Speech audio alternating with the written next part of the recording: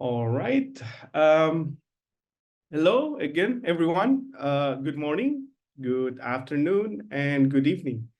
Welcome to the OffSec PG walkthrough live stream. I'm really excited to have you all here. So, quick introduction. Uh, my name is Mobus. I'm one of the student mentor in OffSec. You can find me mostly on Discord, Pen 200 or SOC 200 channel in this time. And I've been in OffSec long enough, I think in 2017. And since then, I was in, the IRC. Back then, we have IRC, we have Rocket Chat, and now on Discord. So if you find me on Discord, yeah, feel free to, ping or whatever you want. If you are working on Pen 200 or SOC 200. And that's it about my introduction. So before we jump into action, let me give you a quick overview of what we are going to be our objective today. First, we will start with the enumeration phase, where we will scan the target machine to identify open ports, surface, and other potential entry points. And then we will move on to the exploitation phase, where we will attempt to exploit of any vulnerabilities we can find to gain access to the system. And finally, we will explore the privilege escalation phase, where we will aim to elevate our privilege to gain full control of the machine. So, last thing, there is a Q&A. So in this Q&A, feel free to ask questions. If there's no question taken, I will be asking question to you. And the question, when you got it answered correctly, there will be a reward. I heard from, there will be a reward somehow. So be sure to stay until the end, and hopefully you win the reward. I cannot say what the reward are, but probably some of the staff will reach out to you in Twitch chat. So throughout the live stream, I will be explaining each step in details. So don't worry if you're new to this. And again, feel free to ask any question in the chat, and I will do my best to address them as we go along. Or maybe another SM that is in the stream might help answering this question. So if there are questions, I will try to answer it, but yeah, just drop them, and if we have the time, I will try to answer it as well. So without further ado, let's dive in and see what we can uncover on Hetemit. So I already have my Kali instance running here. I hope you can see the screen and can hear me well.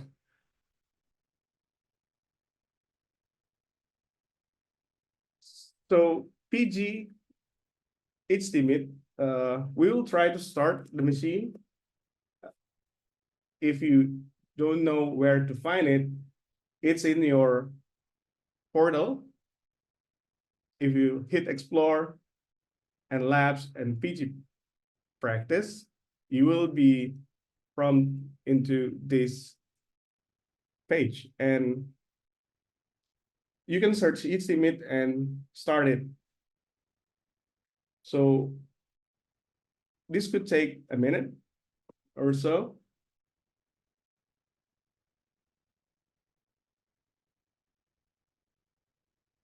And we have our target IP in here. So for the enumeration phase, let's just start the scanning the target machine. So I will run Nmap against the target without any parameters.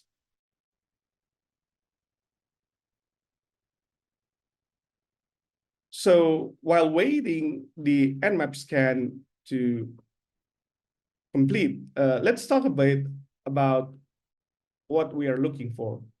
We want to identify any service running on the target machine, such as web server, database, or FTP server. This service could be potential entry point for us if we identify the service that have known vulnerabilities.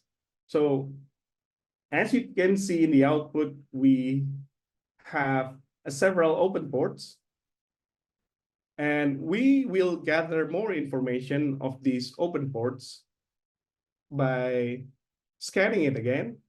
This time, we will try to put a few parameters. My personal favorite was just use -A.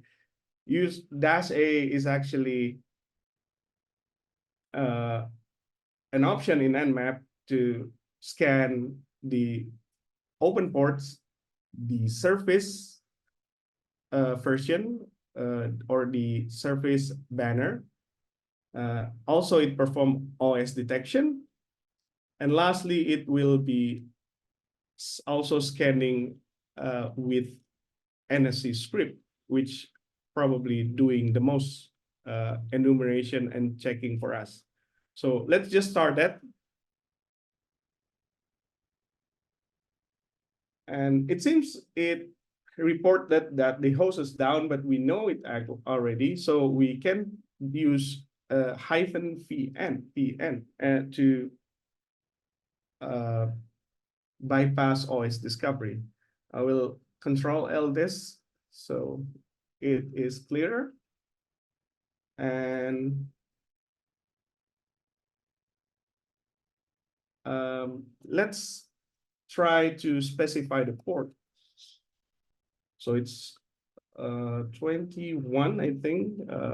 Let's just try to scan it again.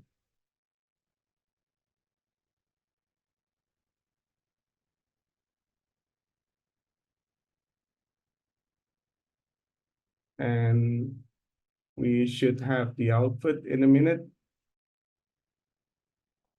Let's specify the port now. 22.81.445, 8000, and 50,000.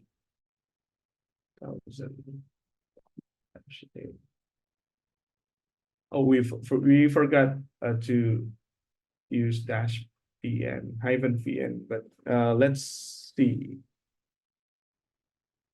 So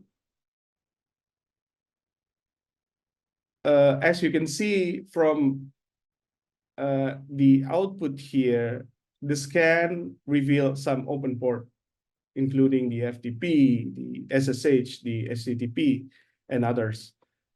So we are trying to gather more information of each of these ports and try to identify if there are any known vulnerabilities in this service.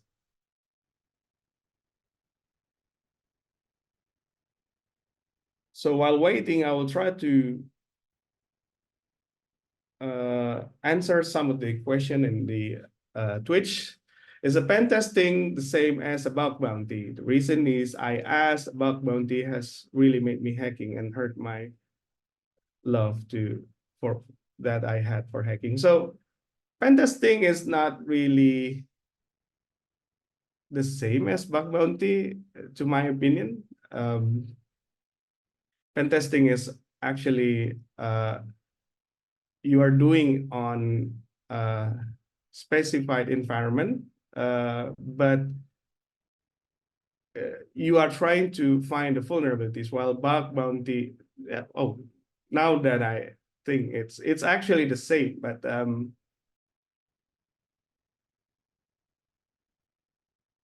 it's actually the same, yeah. It's actually the same. Why you are hate me for, why you are hate hacking for it. I'm not really sure, but yeah, it's I think it's the same. It's just the difference is just the scoop and the disclosure, right? And magic to me, DJ tell why not adding T5 for speeding up the process? So we can, but actually my sometimes connection doesn't really good. So we have I have the risk of losing some of the ports. I know we can add a hyphen st for accuracy, but it could take time. So I'm not using T5 in order to avoid missing some of the information. And thank you, Meme Bytes, if I pronounce that correctly. Thank you. He actually provided some answer regarding the question for XA5DF. So let's continue. We have Nmap open ports here. They are port 21. It reported to have the FTPD version 3.03. We can see that the FTP can connect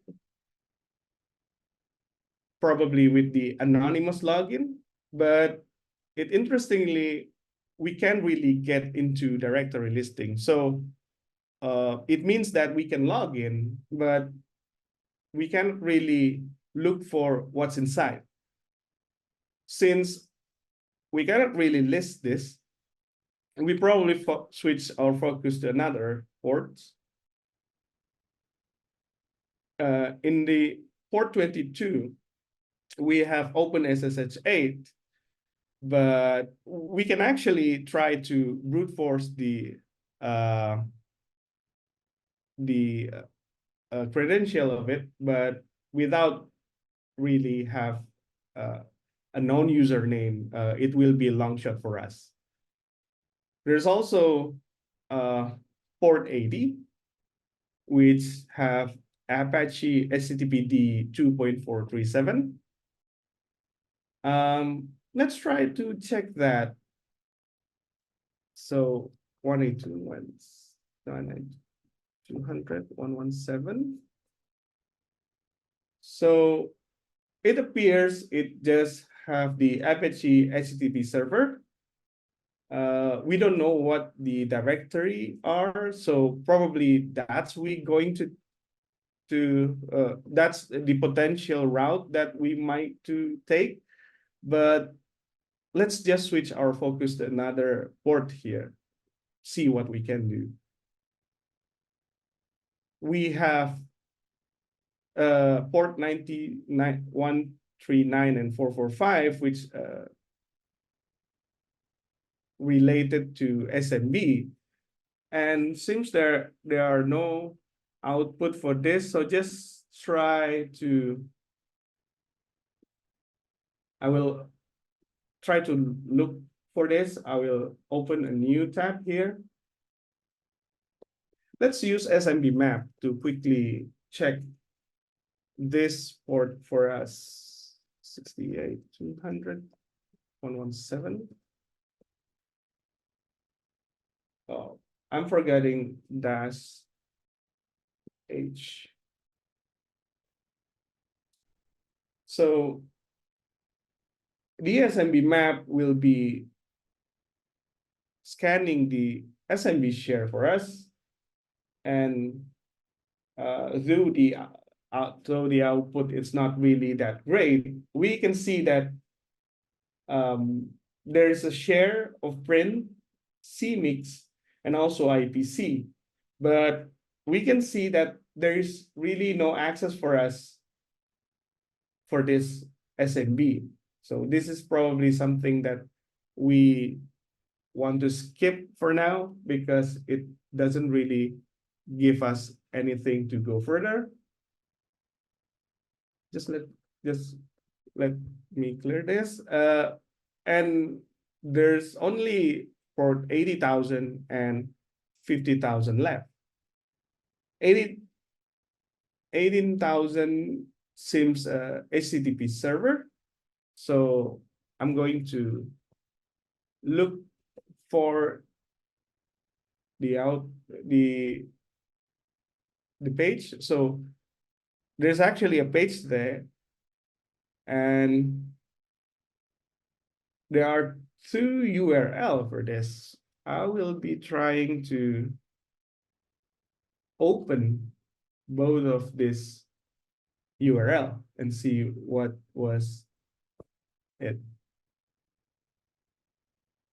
So in the register log URL, we found out that there is a register page where we can upload the browser, upload a JPEG, probably. And also some of the details that we can put in. But there is an invite code here where I don't think that we have the information for now, but we can quickly test this with information like these, perhaps. I'm going to use username test and password test, but let's see if we can quit user without invite code. So yeah, we have this error of invite code. The user is not safe because we have incorrect invite codes. Okay, so let's move on into the another page. Another page was a login. And since we have no known username and password, we can take note of this and try to enumerate another port.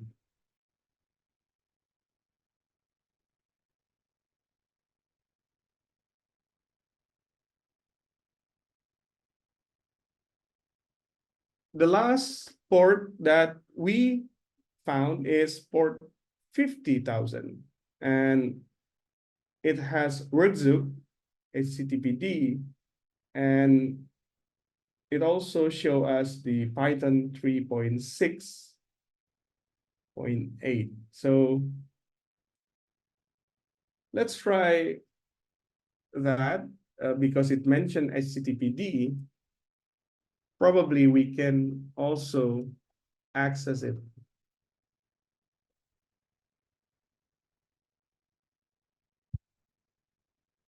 Okay, so when we visit the port 50,000, we found that there are two things here. It seems like a custom API to me because it provides us with the command that probably have some function in here. So usually API will provide you with the parameters and the format of the value to you, but this time it seems that this is a custom one and it's not very informative. So maybe we can try to actually explore this port.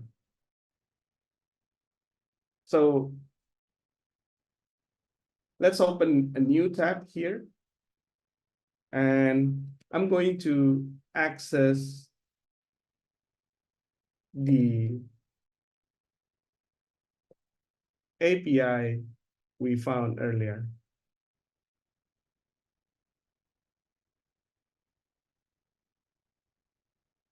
2000. I'm going to use -S for silent output and also -I for interactive. Let's just run this. So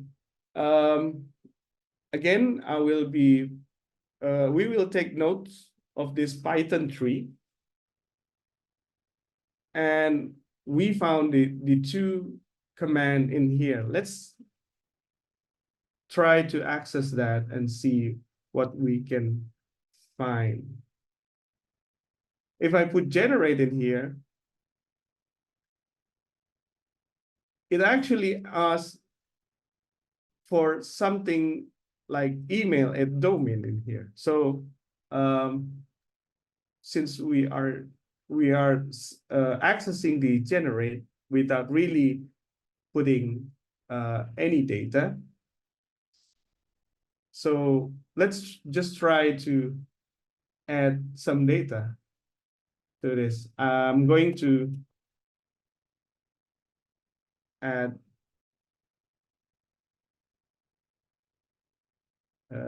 email, no, test@domain.com and see how does the API response.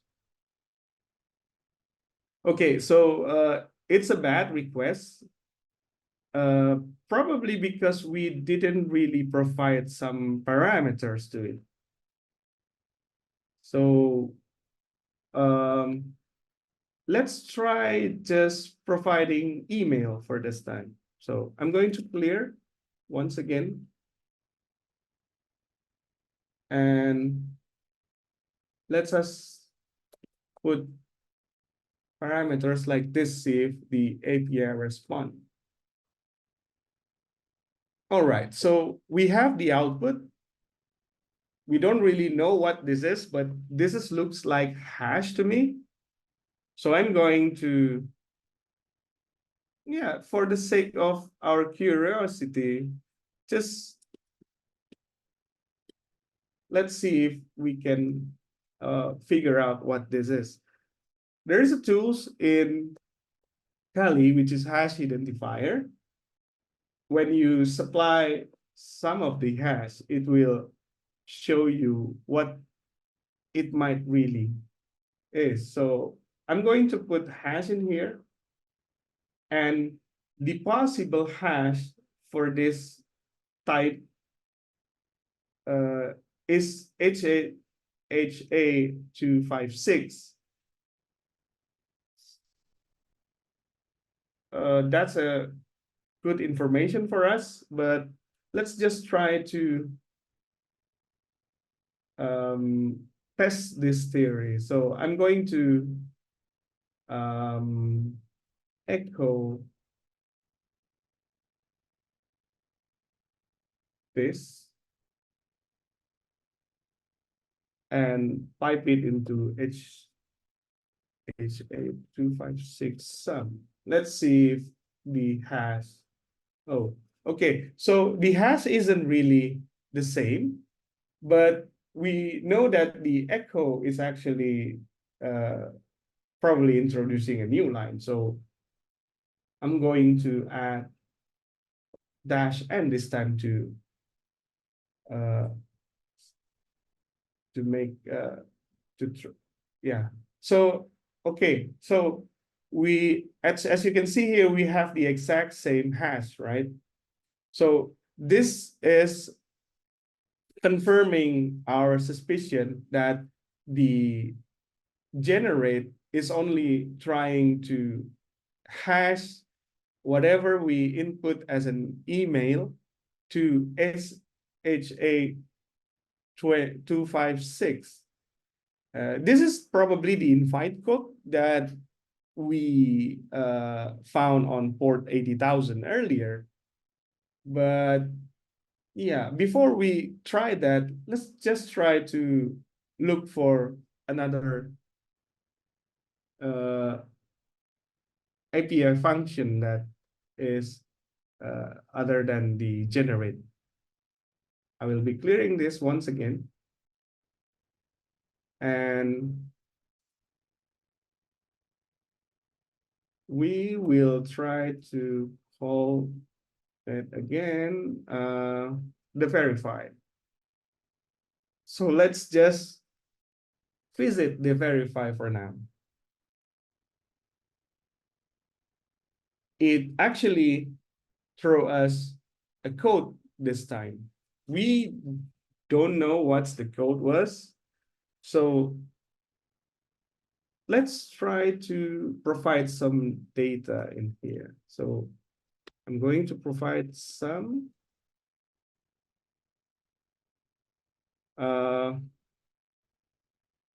let's see what's the API expect us to provide.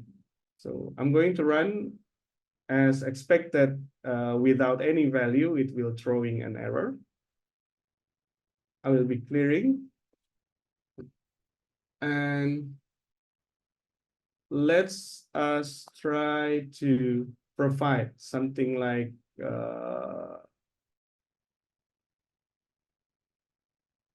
arithmetics. So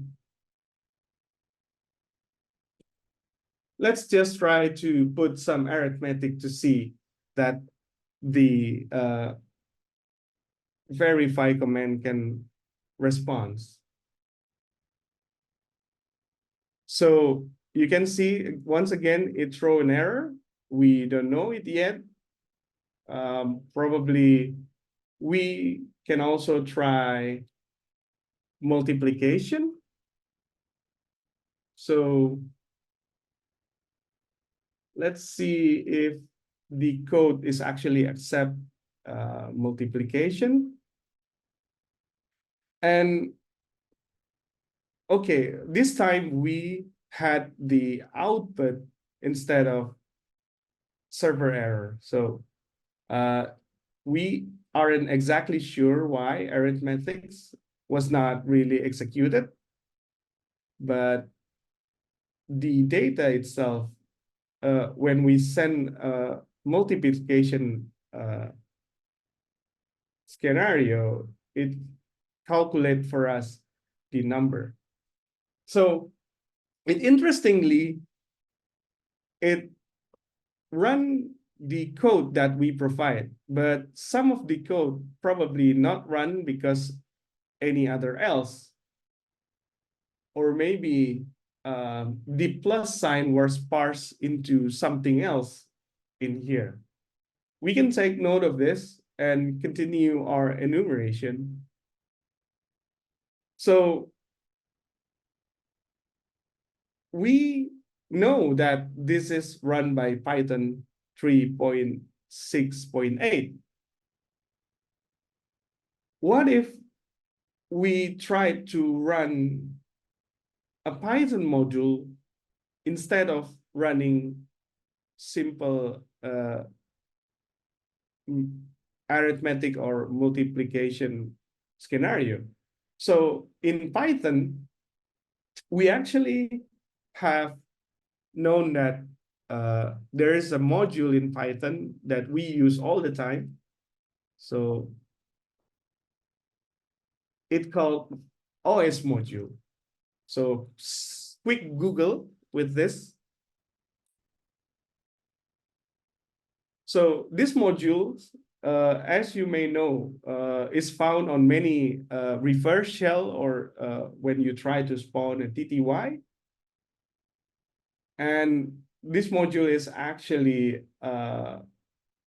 provide you the ability to execute OS command inside the Python. We can try to find, if you're not familiar with the OS, you can try to find information of it, but let's see if we can try to call the OS module in the code. Let me clear the terminal, and then instead of providing mathematical problems, we try to call the OS function, the OS module. So let's try that. So interestingly, it's actually really called the OS module from the Python 3.6 library. So this confirmed that we can actually run a Python code in the verify function, the verify API function in here. So let's just try to provide more things. So I will be calling system, and then we will aim to try to execute some system command in this target machine. So let's see if I'm going to open port 80, and we had our IP in the top right here. Let's see if we can actually access our IP address. So my IP address is on the right side here. So if this works, this code will be executed, and the target machine will be trying to access our port 80 at this time. I'm going to run this and see if it's actually sending an HTTP request. Okay, so we have an error there.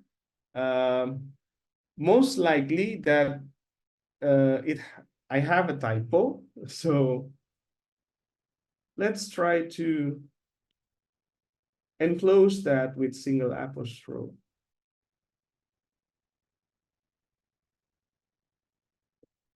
Let's see.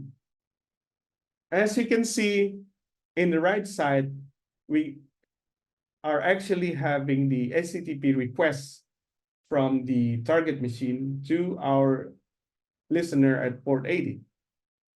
We know that we didn't serve any page, so that's okay. But this time we conclude two things. So first, we know that the system can execute system command if we use the os.system or OS module or Python module. And second, we already verified that the outbound connection from the target machine, port 80 is allowed.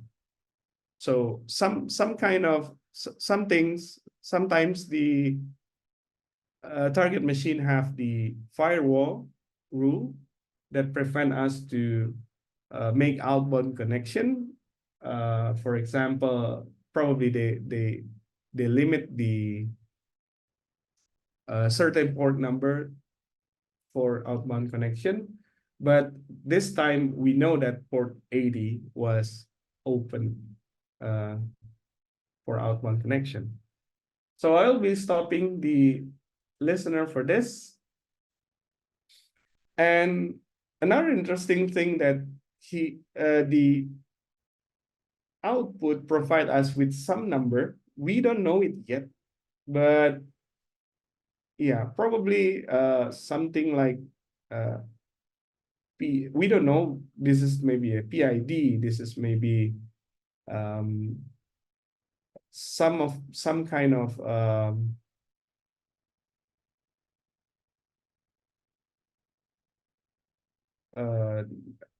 job numbering. We don't know this, but yeah, this is good to know.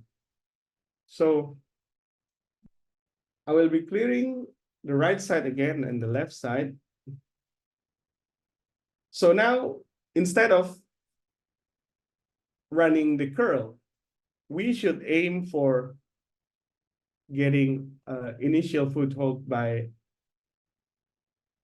executing a reverse shell on this.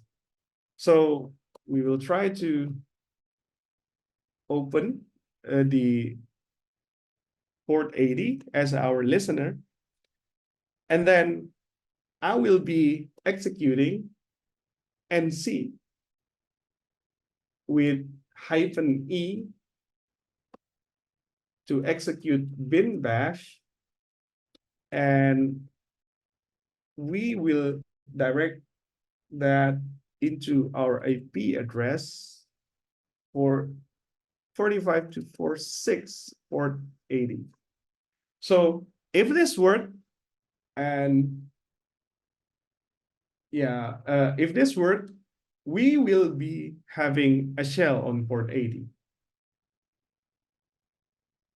Let's try this.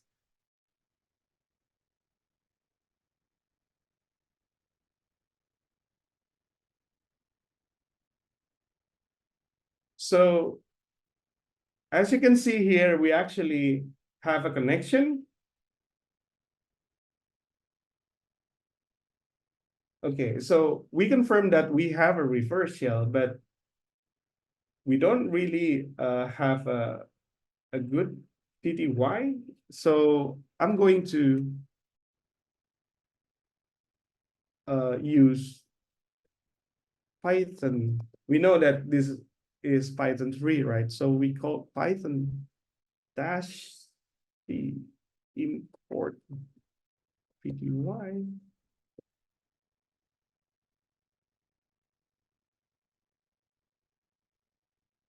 And then let's just call.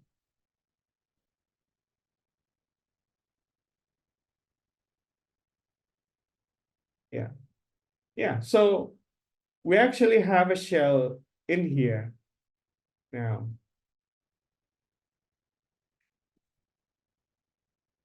So at this point, and we already have a shell in here.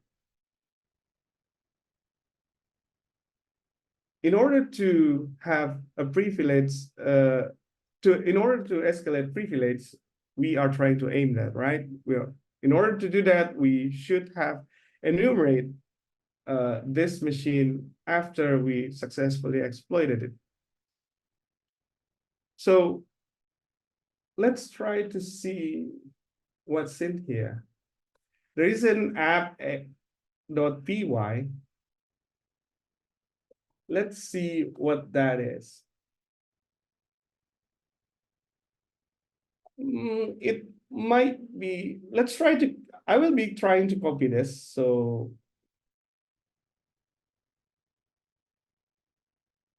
and paste it here so we can easily look that in easier. And there is a numbering in the top left, in the left side, right? So the app.api, it's actually a script that run Flask. And this seems to be the code of the API function we are trying to exploit earlier. So you can see here, you don't have to be a Python expert for this. We can just try to understand this by looking for the common queue that we can find. So we know that they are generate and verify, the function that we attacked earlier. We know that it's actually accept both get and post method.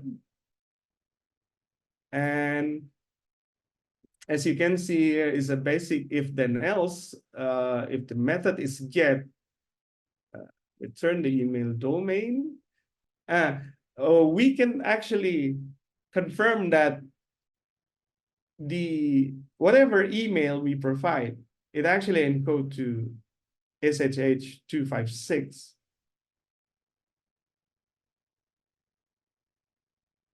And the another one, the verify, it's also accept both get and post. And here is actually the risky code, the vulnerable code that we successfully exploited. And also Sorwell is actually mentioning his guess, right? And it's actually correct. So thank you, Sorwell, for that. And yeah, so this is actually the vulnerable part of the code that allow us to execute OS command. So whichever the code that we provide in here, it got executed.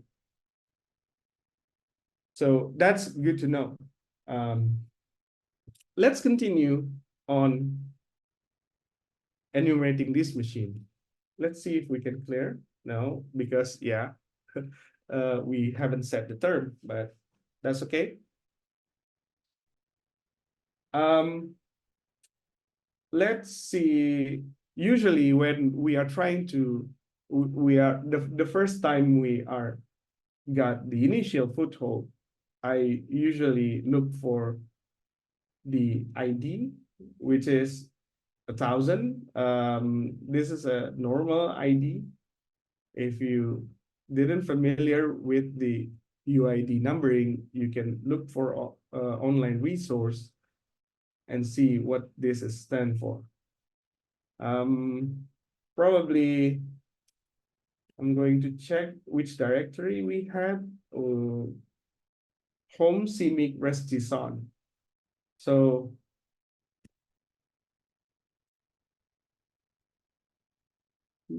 yeah, I had a typo there.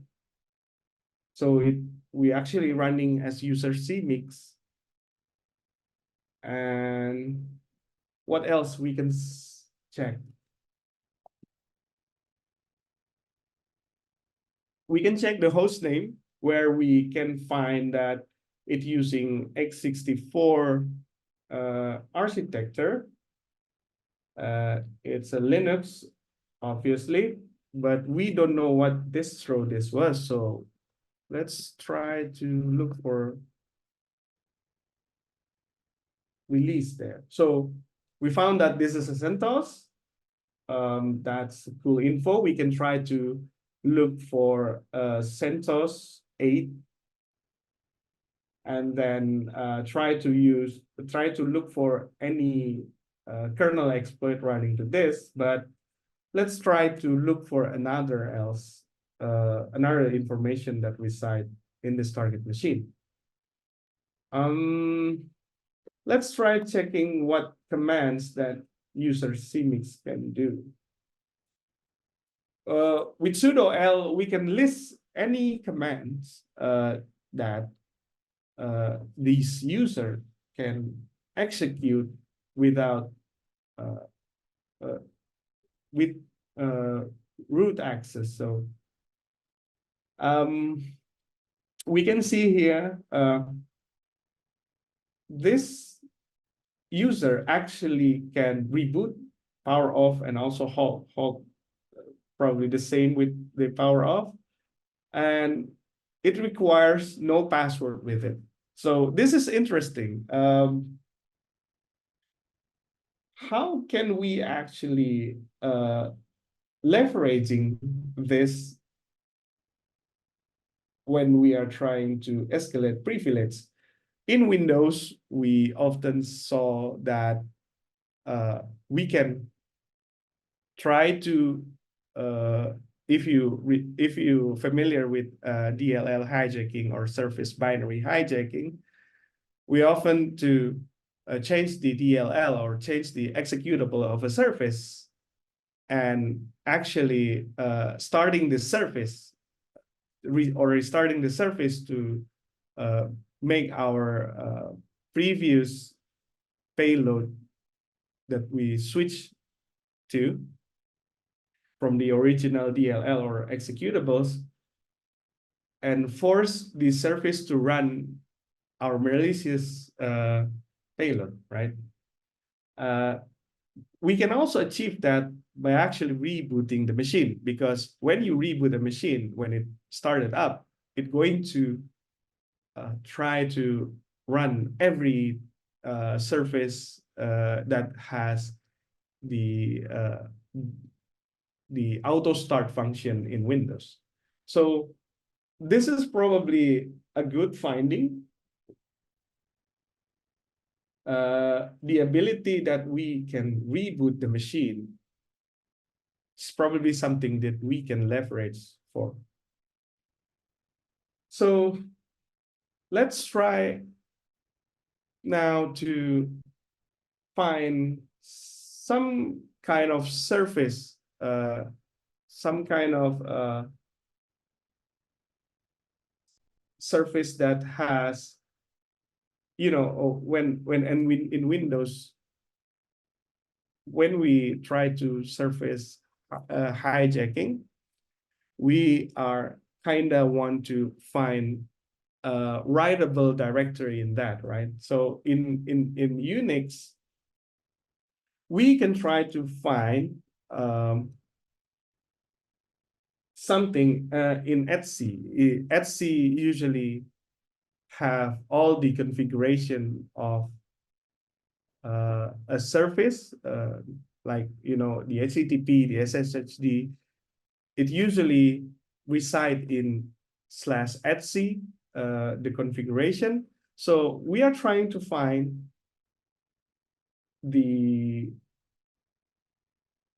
any configuration that we might found in etc. So I will be so let's see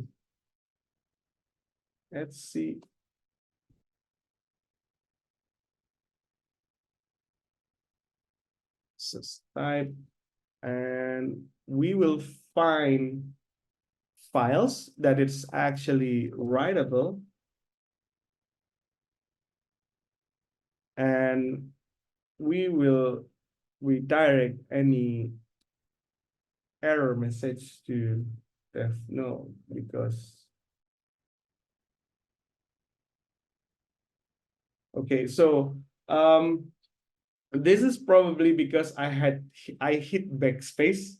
So let's try to copy this and try to paste this into this one. Okay, seems that I missed something. We haven't successfully redirect the nav, the error message there. Okay, so let's try to paste it again and check what was the issues, right? Oops. So as you can see, if I hit backspace there, yeah, sometimes the output is there, sometimes not. Probably this thing was related to our shell. But if we try to find the etc, find any files in etc that is writable, we can find the etc system and Python app surface. For this, let's see what this was. We know that this file is writable, so that means we can actually change whatever inside. But let's try to look for what is this. Once again, I will be copying this and try to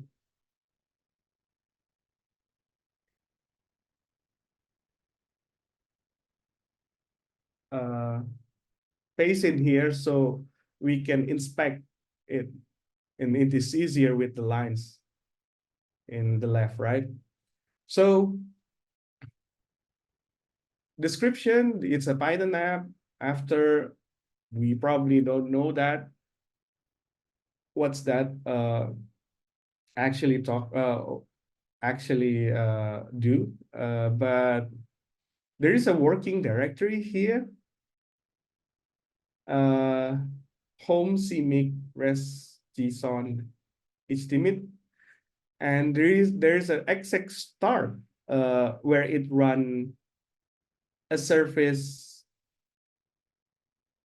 in port 850,000. So if we try to conclude the information in here from the one that we found earlier, this Python app.surface file is actually the configuration to start the surface to host the app.py to serve, I mean, like to serve this app. So this was to serve this was to initiate the surface on port 50,000, and this was the app running on port 50,000. So it's actually related. These two probably created by lazy developer, because we know that before the app.py, it has no input sanitizing in here, right? It can be prevented with input sanitizing if the developer trying to put some kind of defense mechanism in here. And in the Python.app surface, it also doesn't have anything. So maybe we can try to change this command, because we know that this is probably started.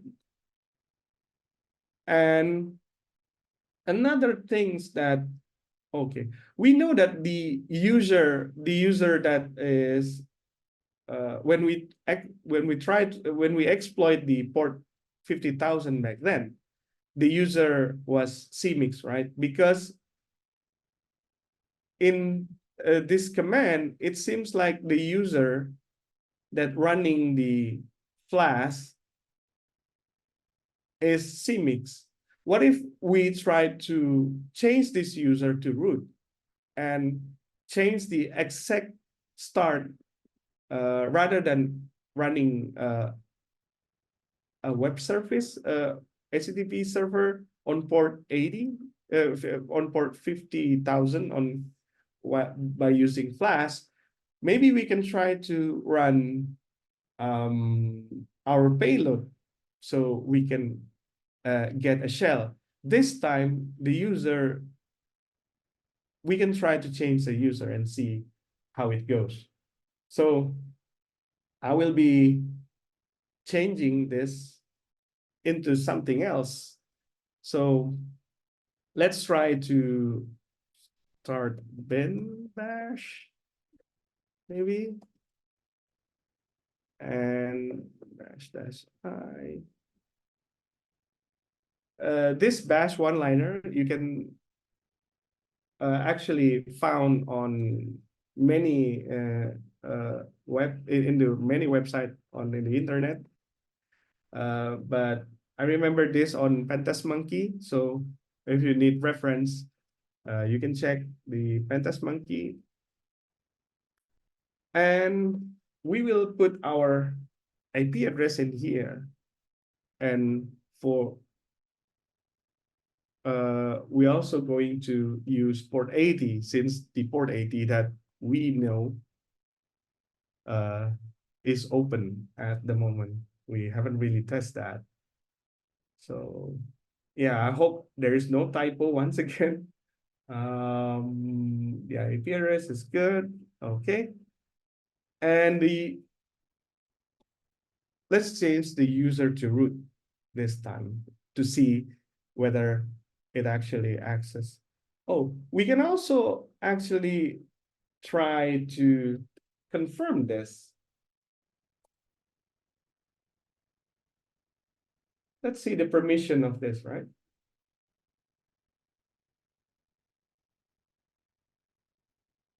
Okay, so as you can see here, this is for directory, right? And this is for root, this is for group, this is for user.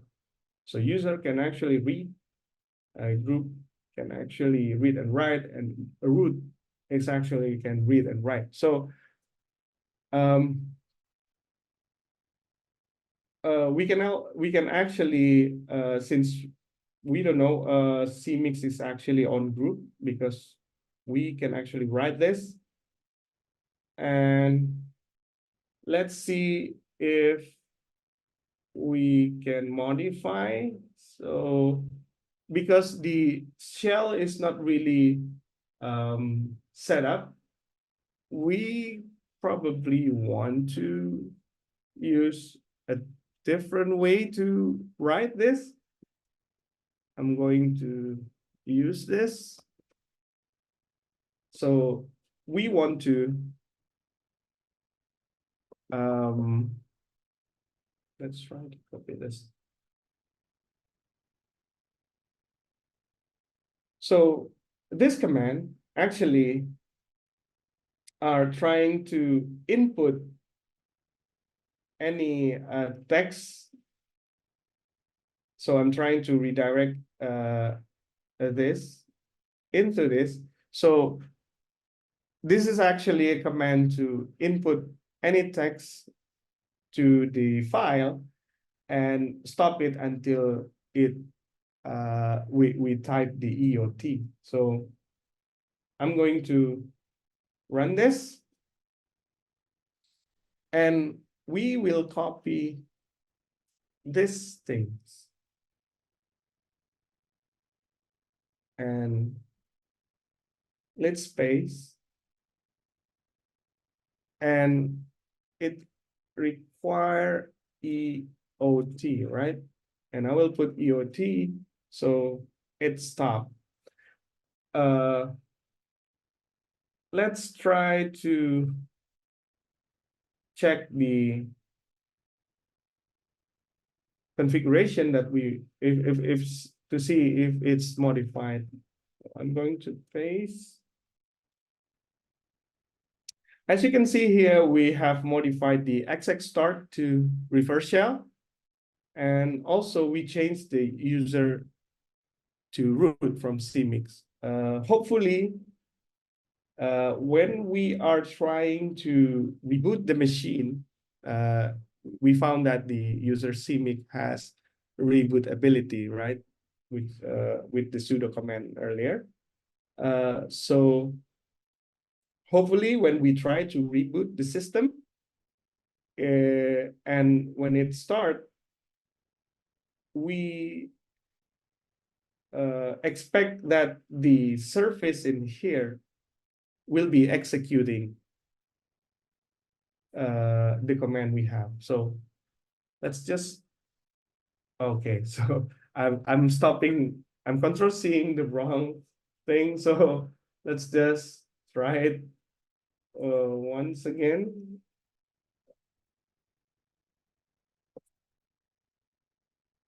So Python, let's Python 3, let's see.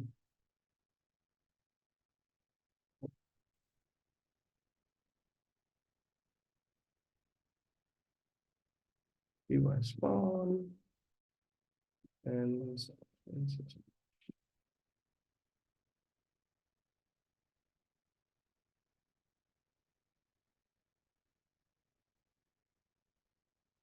yeah. Okay, so let's make sure everything once again. I will be checking this. Okay, we have the root, we have, okay, we have still what we have. And let's try to, okay, let's try to start our listener. So when we try to reboot, we should, when we try to reboot with sudo, it should be, we will be asked no password with it. And when we try to reboot, our scenario should be executing, right? So let's wait. We are executing the reboot. Hopefully the Python app surface with modified command, and the user will give us the root access. I will try to ping the target machine.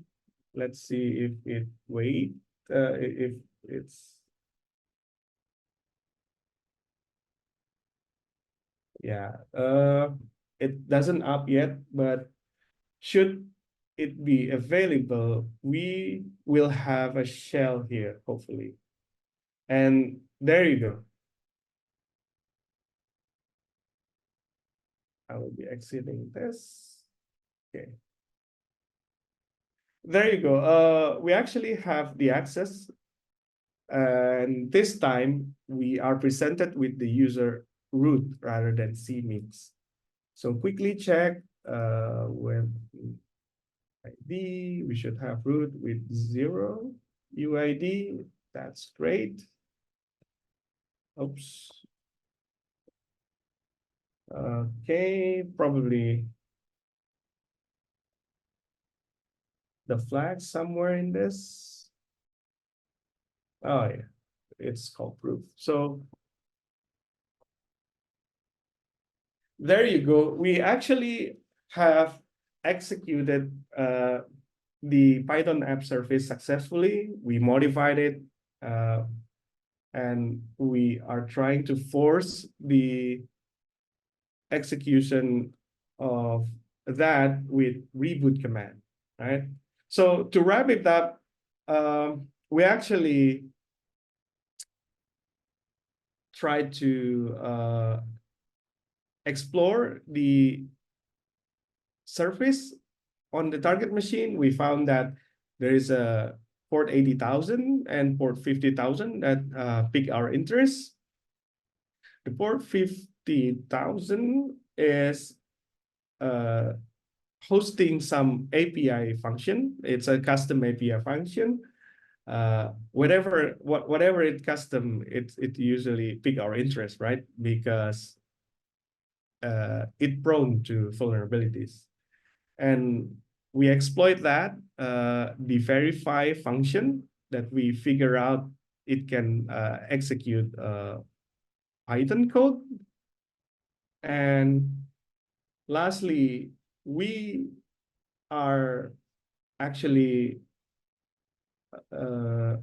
leveraging the sudo command that our current user have and weaponize it to run the Python app surface configuration, then we can get a root shell for this target machine. So that's it. That's a wrap up. I hope you enjoy. And let's see if there is any question in here. Yeah, the Deadpool mentioned that he already know because it has Python interpret. He guessed that he could do, we can do it in multiple different ways. Yes, that's correct. We can actually, you can actually explore that, not the way I was, because this was a Python, right? You can actually run any Python code in there. And the EOT trick, the text editor with EOT, yeah.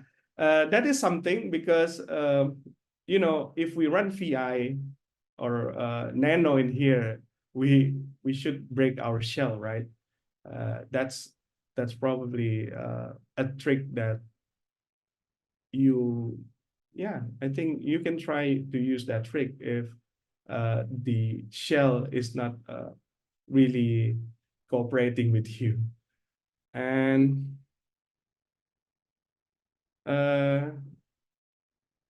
this seems so advanced. Do we have to be at that level to pass OACP? I'm going to give you the mindset that actually it's a lot of analysis. The exploitation is actually 20%, I think.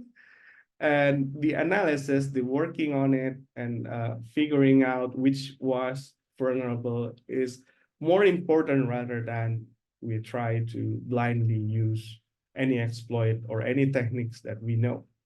So definitely, I think this is not that hard. So don't be discouraged.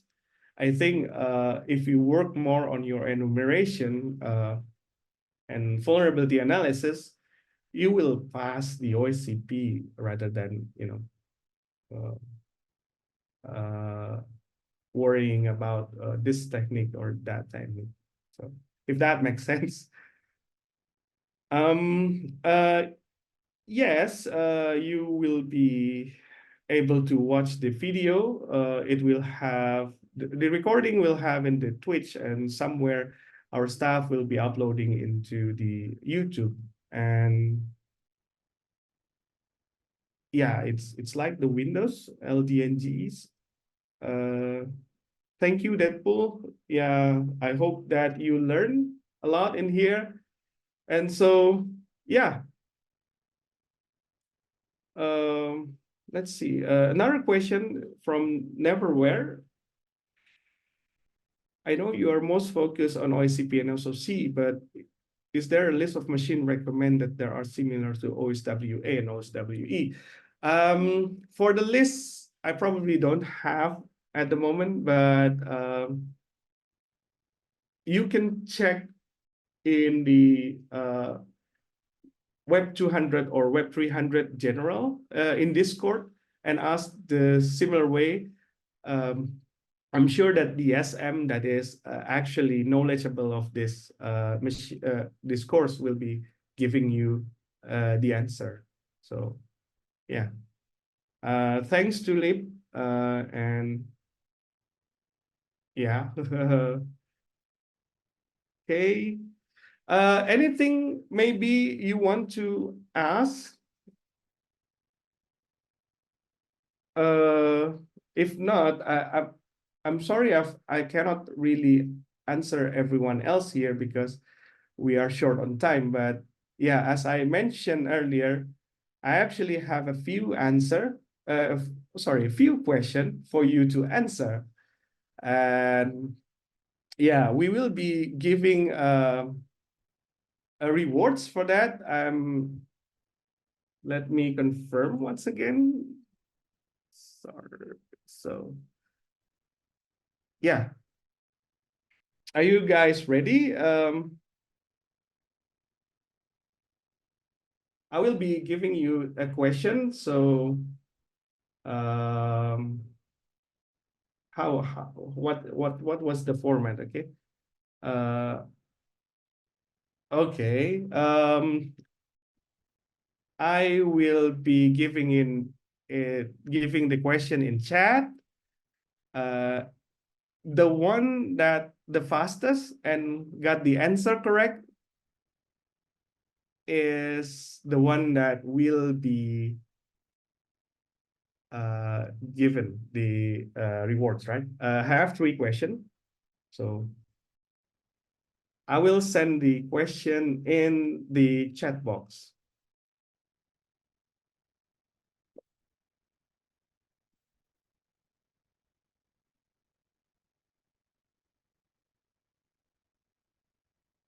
Ready? So question number 1.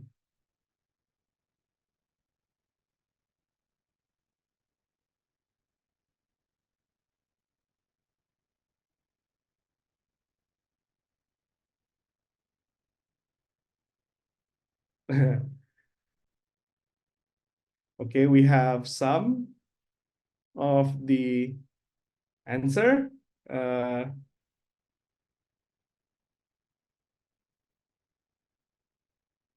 Yeah, in my screen here, I actually have the Coke X. I don't know if that's, yeah, the Coke X. Coke X is actually the one that respond the first time, for the first. So CokeX, please, let's see. CokeX, please do not leave. Some of our staff will whisper you, so in the chat, so please do not leave before providing your info. Oh, sorry, Rittenhouse. I actually put the question in the Twitch. So yeah. Sorwell, for your information, you are not eligible to uh, you know uh, to join this because you're a community companion. Okay, ready for question 2, guys? This is just a short answer. If you know, just put it, right? Put the answer. It's not really that a lot. And Rittenhouse, sorry for that. No need to explain, okay? No need to explain, just put the short answer.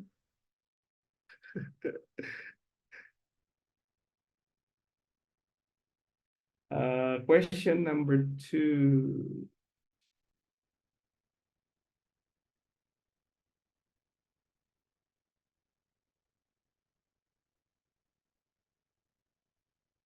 Let's see.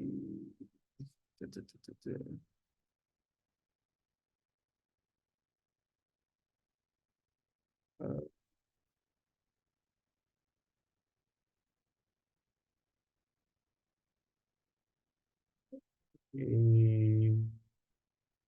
okay. Okay, for the second question, Neverwhere actually got it. So it's actually the FL function. It's actually the FL function, guys. So I mentioned this earlier with this. This one is potentially the function that is vulnerable, right? Oops. Let's work on the last question. I'm sorry, guys. Stream delay, yeah, probably, but yeah. Um,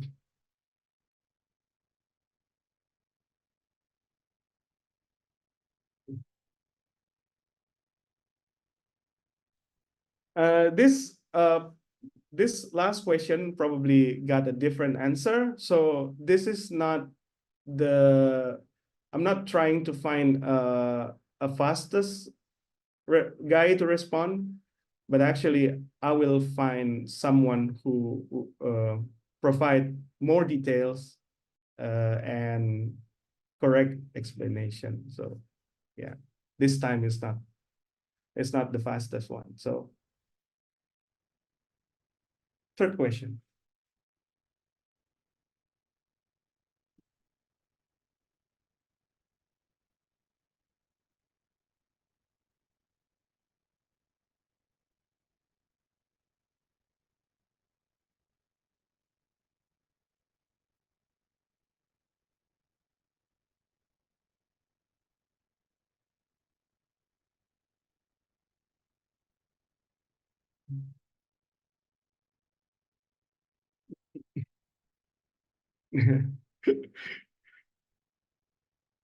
Yeah, take your time, guys. We will try to find the the things that uh, the most cool example. Yeah,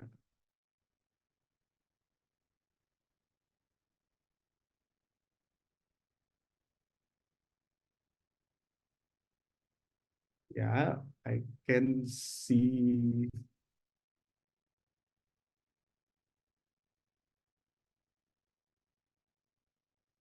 Okay, I will stop now with the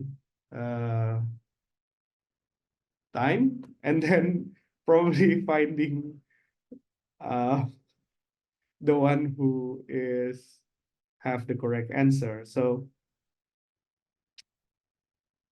let's see. Exploit means configured surface or GK writable files. That's correct, but not really details. Misconfigured surface, that sum it up. But yeah, not really. So not really the best answer. It is correct though. Find the writable file. It's the same magic to me. DJ code injection file with white firms. Writable files and permission to reboot the system as sudo without the password.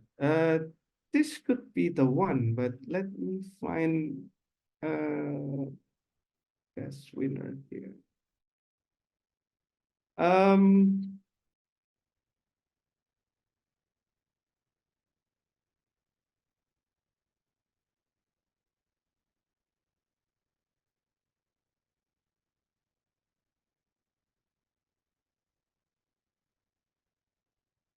okay. Although the XA3 APM was giving a good explanation, sadly, I will be giving the winner to LDNGs at this time, because finding which file common user can modify and execute the file as root on startup is actually giving everything that you know that it summarized everything. So congrats to LDNGs. So yeah, that's actually um, the all of it, guys. For those who doesn't win, uh, don't be discouraged. I hear that probably the next one will be having the same reward. I don't know, but let's just keep tuned and wait for the another session. I hope that it will have again the same question and answer, but for LDNGs, the neverwhere and also cookx. Please don't leave the server yet, or if we will. The price is actually a PG subscription. I forgot what was the duration. It is 2 or 3 months. I forgot, but it was the PG. So congrats, guys. Thank you so well for jump in and helping me. Special shout out for you, Migo. And then yeah. Oh, I'm going to ask another question here. I'm going to answer another question by Lost God 27. Before you go, why did we run on the shell Python 3? So if I don't run the Python 3, we really don't have a interactive shell. We just presented with a blank terminal where we put our command and it show output. It's just easier for the eyes actually to give you if we try to spawn a Python shell in there. XA3PM is also another in Python 3. You can use a lot. In the Pandas monkey, if you spawn a TTY shell, you can actually spawn it, but it's depend on the executables that is in the target machine. There's monkey reverse shell. No, spawn a TTY shell. One shot. And this one. It's quite a lot. You can use any of this.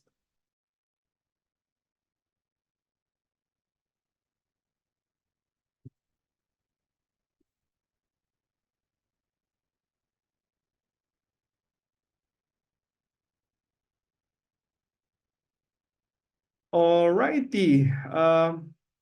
That's the end of the live stream, guys. I hope you enjoy. If there is anything that you want to ask, you can go to PG channel in this Discord. I will try to look for that. And thank you for joining the session. I hope you have a nice day. On yeah, happy weekend, guys. See ya.